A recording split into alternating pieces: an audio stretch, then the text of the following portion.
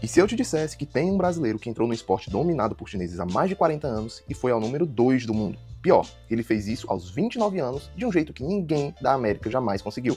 Eu tô falando exatamente dele, Hugo Calderano. Agora sem mais enrolação, roda a vinheta e vamos pro vídeo.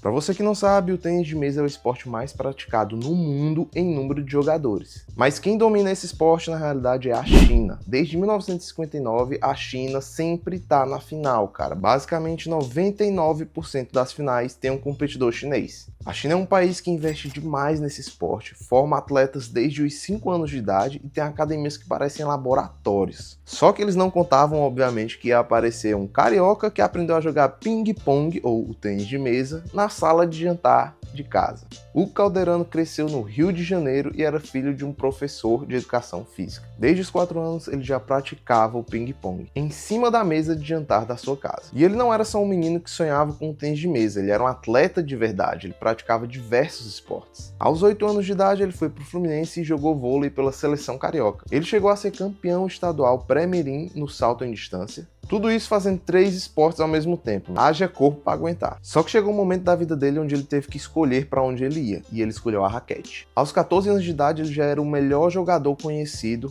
no Rio de Janeiro. E obviamente o Fluminense ficou pequeno para ele, viu as grandes decisões da vida que ele teve que tomar. Largar a família, largar o Rio e ir morar com o avô em São Bernardo do Campo. Tudo isso para treinar com a seleção adulta. Com 17 anos, o Hugo se tornou o jogador mais jovem a vencer uma etapa do World Tour. Foi o primeiro a vencer etapas do circuito juvenil e adulto no mesmo ano. E só para deixar claro, isso nunca tinha acontecido. Sem suporte suficiente no Brasil, ele foi para a Alemanha defender um clube da Bundesliga.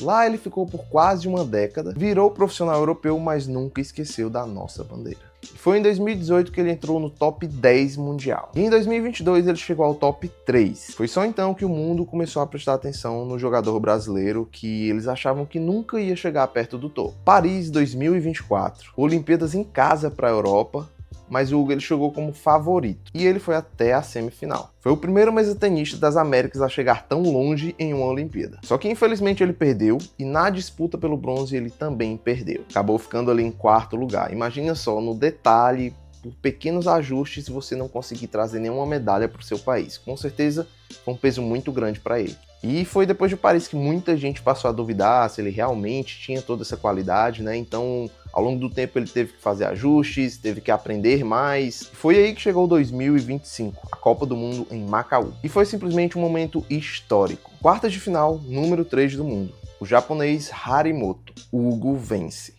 Semifinal, número 2 do mundo, o chinês Wang Chuqin. Hugo vence de novo. E na final, número 1 do mundo, Lin Shidong. Hugo vence mais uma vez. Em uma semana, na mesma competição, o Hugo derrotou os 3 tops do mundo, cara. Você tem noção disso? Isso nunca tinha acontecido fora da Ásia e da Europa, cara. Nunca em 45 anos de Copa do Mundo. A torcida em Macau, obviamente, torcia contra ele e foi um silêncio total quando ele fechou o 5º set. Ao final, Hugo caiu no choro e disse: "É surreal.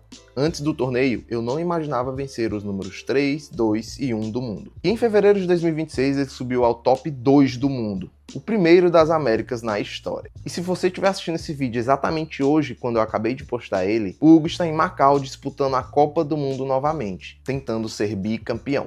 Agora um detalhe pessoal do Hugo Calderano, ele tem mais de 70 cubos mágicos de vários tamanhos e tipos diferentes. Ele já mostrou que monta qualquer um desses cubos em menos de 11 segundos. O cara é um gênio, velho.